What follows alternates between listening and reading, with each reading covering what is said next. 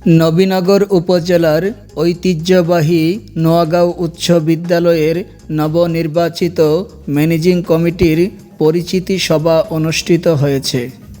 বিদ্যালয় পরিচালনা কমিটির সভাপতি মোহাম্মদ সুমনের সভাপতিত্বে ও বিদ্যালয়ের প্রধান শিক্ষক তোফাজ্জল আলীর সঞ্চালনায় প্রধান অতিথি হিসাবে বক্তব্য রাখেন স্প্রাইডার গ্রুপের এমডি বিশিষ্ট শিল্পপতি ও সমাজসেবক মোহাম্মদ রিপন মুন্সি।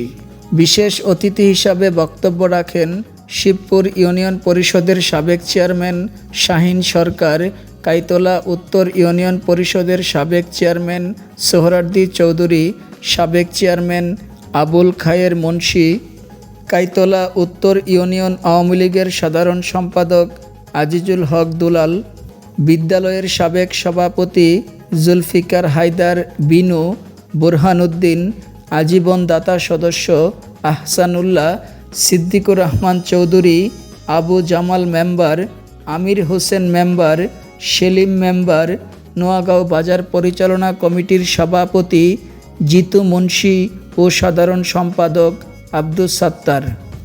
বিদ্যালয়ের নবনির্বাচিত ম্যানেজিং কমিটির দাতা সদস্য রিপন মিয়া ও বিদ্যুৎসাহী সদস্য সোহেল রানা চৌধুরী, ম্যানেজিং কমিটির সদস্য আনিসুর রহমান মেম্বার, আনোয়ার হোসেন, জাবেদ, নিজামুদ্দিন, অভিভাবক সদস্য আমেনা আক্তার, বিদ্যালয় কমিটির শিক্ষক সদস্য ইব্রাহিম খলিল, কবিরউদ্দিন মাস্টার, মুসলিমা আক্তার সহ সমাজের গণ্যমান্য ব্যক্তিবর্গ উপস্থিত ছিলেন।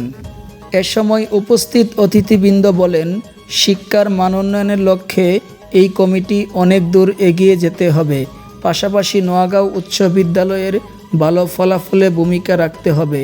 কমিটি, শিক্ষক, অভিভাবকদের সমন্বয়ে আমরা সামনের দিকে এগিয়ে যেতে চাই। তার জন্য সকলের সমন্বিত সহযোগিতা প্রয়োজন।